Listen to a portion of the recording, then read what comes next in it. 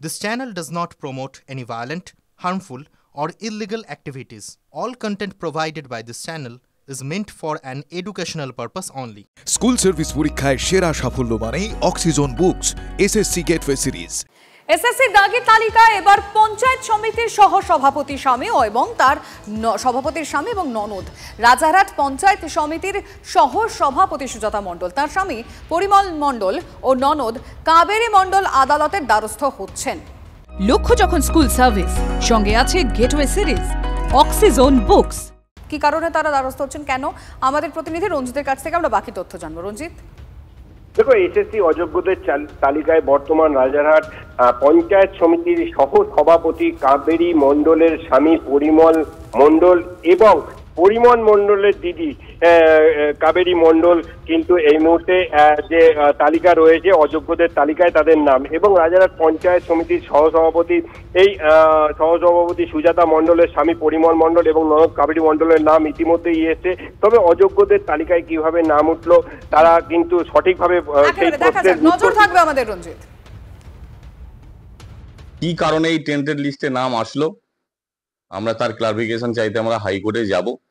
কারণ দেখুন, তিনটে ক্যাটাগরি আছে, হাইকোর্ট বলেছে তিনটে ক্যাটাগরির কথা যারা টেন্টেড। একটা হচ্ছে ব্ল্যাঙ্ক ওয়েমার, একটা র্যাঙ্ক জাম্প, একটা এক্সপায়ারি প্যানেল। এই তিনটে ক্যাটাগরি কোনোটাতেই আমি পড়ি না। এবার সেটা যদি হয়ে থাকে তাহলে যে এক্সপায়ারি প্যানেলের কথা বলছে, আপনি দেখবেন কোর্টের অর্ডারে জল করছে হাইকোর্ট, এক্সপায়ারি প্যানেল, তাহলে তাদের নামগুলো কোথায় গেল? আমরা তার ক্লারিফিকেশন চাইতে আমরা হাইকোর্টে পিটিশন করতে যাচ্ছি।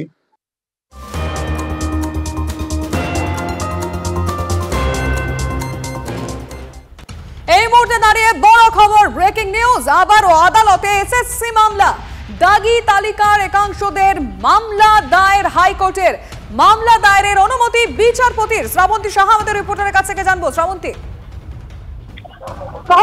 একটু আগেও যেরকমটা আমরা শুনলাম যে তারা আগেই জানিয়ে দিয়েছিলেন, এরকম একটা হিন্টও দিয়েছিলেন যে কিভাবে এই দাগি তালিকায় তাদের নাম দেওয়া হলো। যেহেতু এখনো পর্যন্ত 350 জন দাগি এরকম রয়েছেন যাদের নাম সামনে এসেছে, তারা প্রত্যেকে কলকাতা হাইকোর্টে আবেদন করেছেন। তাদের বক্তব্য, ডিভিশন বেঞ্চ এই প্রার্থীদের দাগি হিসেবে চিহ্নিত না করলেও এসএসসি এদের দাগির তালিকায় অন্তর্ভুক্ত করেছে। একই সঙ্গে সুপ্রিম কোর্ট, হাইকোর্ট সকলেই বলেছিল দাগিদের ক্যাটাগরিতে ভাগ করতে, অথচ দেখা যাচ্ছে এসএসসি তা করেনি। মামলাকারীর আইনজীবী মামলা করার অনুমতি চেয়েছেন, বিচারপতি সৌগত ভট্টাচার্য তিনি মামলা করার অনুমতি দিয়েছেন। আগামীকাল এই মামলার শুনানি হবে। তবে যেরকমটা আমরা দেখেছিলাম যে 1803-এর উপরে যারা প্রার্থী ছিলেন তাদের মধ্যে মাত্র 350 জন এই কলকাতা হাইকোর্টে আবেদন করেছেন। ধন্যবাদ।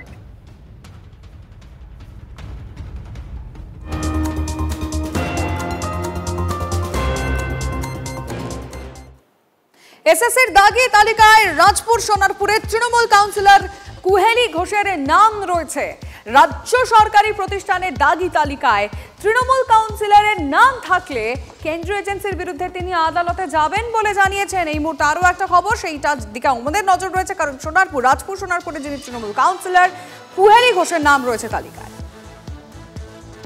আমি ডিসেম্বর মাসে যখন প্রথম 22 সালে বেরোয়, 2023-এর 2 জানুয়ারি প্রথম হাইকোর্টে কেস করেছিলাম। কারণ আমি জানি আমি চাকরিটা আমার নিজের যোগ্যতায় পেয়েছি, এবং সর্বোপরি আমাকে যেটা সিবিআই লিস্ট দিয়েছিল সেই সিবিআইকে আমার চ্যালেঞ্জ করা ছিল যে আমার যদি কোনো জায়গায় আমার অসঙ্গতি প্রমাণ করতে পারে সেটা যেন তারা দেখায়। সেই তালিকায় আমার নাম আছে, কিন্তু কেন নামটা আছে আমি এখনও আমার কাছে ক্লিয়ার নয়। কারণ আমার বিরুদ্ধে কোনো অভিযোগ হওয়া মানে আমাকে তো অভিযোগটা প্রমাণ করে দিতে হবে যে আমি সেইটা করেছি কি। অতএব যারা দায়িত্ব নিয়ে করেছেন আশা করি তারাই উত্তর দিতে পারবেন যে এর সঠিক কী কারণে আমাকে আজকে হঠাৎ করে আবার নতুন করে টেন্টেড লিস্টে ফেলা হলো। যদি টেন্টেডই হই তাহলে আমাকে কেন ফর্ম ফিল আপ করার সুযোগ দেওয়া হলো, আমার অ্যাডমিট কার্ড কেন এলো, আবার রাতি সেই অ্যাডমিট কার্ড কালকে বাতিল করা হয়েছে। এসএসসির দাগি তালিকায় এবার কলেজ অধ্যক্ষ স্ত্রী। বর্ধমানের হাট গোবিন্দপুর কলেজের অধ্যক্ষের স্ত্রী সুমনা মল্লিকের নাম এসএসসির দাগি তালিকায়। বর্ধমানের বাড়িতে গিয়ে খোঁজ মিলল না অধ্যক্ষ বা তাঁর স্ত্রীর। সত্যি ভাবা যায় না, নৈতিক কোনো দায় দায়িত্ব ওনার অবশিষ্ট নেই। ওনার ইমিডিয়েটলি ওই প্রিন্সিপাল পদ থেকে ইস্তফা দেওয়া উচিত, এটা আমার দাবি থাকবে। একজন শিক্ষক হিসেবে আমার দাবি থাকবে উনি ইস্তফা দিক। বাংলা শিক্ষা সমাজ ব্যবস্থাটাকে বাঁচানোর জন্য উনি প্রথমে এটা এগিয়ে আসুক। কোন তৃণমূল নেতারা তার সঙ্গে ছিল সেটারও নাম তালিকা প্রকাশ করতে হবে। গোটা প্রক্রিয়ার মধ্যে এই একজন শিক্ষিকা বা একজন শিক্ষা প্রতিষ্ঠানের সঙ্গে অন্যতম যারা যুক্ত তাদের এই যে নাম তালিকা বেরোচ্ছে, যেটা এটা গোটা শিক্ষা ব্যবস্থার জন্য এটা পড়ুয়া হিসেবে আমাদের কাছে অত্যন্ত লজ্জাজনক। এবং আগামী দিনে আমরা চাইব এই গোটা প্রক্রিয়াটাকে স্বচ্ছভাবে তদন্ত করে যারা দোষী তাদেরকে সঠিকভাবে শাস্তি দেওয়া হোক। দাগের তালিকায় রয়েছে অধ্যক্ষর নাম জানিয়ে টিএমসিপি বিক্ষুব্ধ। অবশ্যই অভিযোগ তো থাকতেই পারে, বিভিন্ন ক্ষেত্রে অভিযোগ হয়। এবার অভিযোগের সমগ্র তথ্য এখনো আমাদের কাছে আসেনি। তো যদি এই ধরনের ঘটনা ঘটে থাকে অবশ্যই নিন্দনীয়, এবং আগামী দিনে এই ধরনের জিনিস খুবই দুর্ভাগ্যজনক সমগ্র ছাত্র সমাজের কাছে এবং সমগ্র সমাজের কাছেই দুর্ভাগ্যজনক।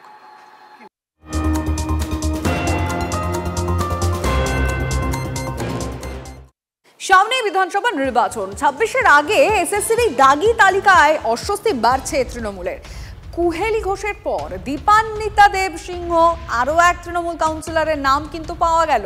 বালুরঘাট পুরসভার 24 নম্বর ওয়ার্ডের তৃণমূল কাউন্সিলর দীপান্বিতা দেব সিংহ। যদিও তালিকায় কি রয়েছে জানা নেই বলেই দায় এড়িয়েছেন বালুরঘাট পুরসভার চেয়ারম্যান অশোক কুমার মিত্র। অবিলম্বে ওই কাউন্সিলরের পদত্যাগের দাবিতে সরব বিজেপি। আজকে জনসমুখ আসতে পারছে না, ধিক্কার জানায় তৃণমূলের কাছে, লজ্জার বিষয়। তৃণমূলের এরকম একজন অপদার্থ, এরকম অযোগ্য শিক্ষককে আজকে তারা কাউন্সিলর বানিয়েছে। এই বালুরঘাটের পৌরসভার কাছেও এটা কলঙ্কের বিষয়। নিশ্চিতভাবে আমরা আন্দোলন করব। এই নিয়ে আমরা পুরো তালিকা দেখে নিই, জেলাতে আরও কারো কারা আছে, সমস্ত তালিকা বেরোলে আমরা এর বিরুদ্ধে আন্দোলন নামবো। বিজেপি কি বলছে তার উত্তর দেওয়ার প্রয়োজন মনে করি না। ওনারা আগে ওনাদের যে ডবল ইঞ্জিন শাসিত রাজ্যগুলো আছে সেখানে শিক্ষকদের জন্য তারা কি করেছেন, যাদেরকে কমিটমেন্ট করেছিলেন, যাদের পাশে দাঁড়াবেন বলেছিলেন, যাদের চাকরি দিবেন বলেছিলেন, সেই সমস্ত রাজ্যগুলো নিয়ে চিন্তা করুক। পশ্চিমবঙ্গের কথা তাদের চিন্তা করতে হবে না।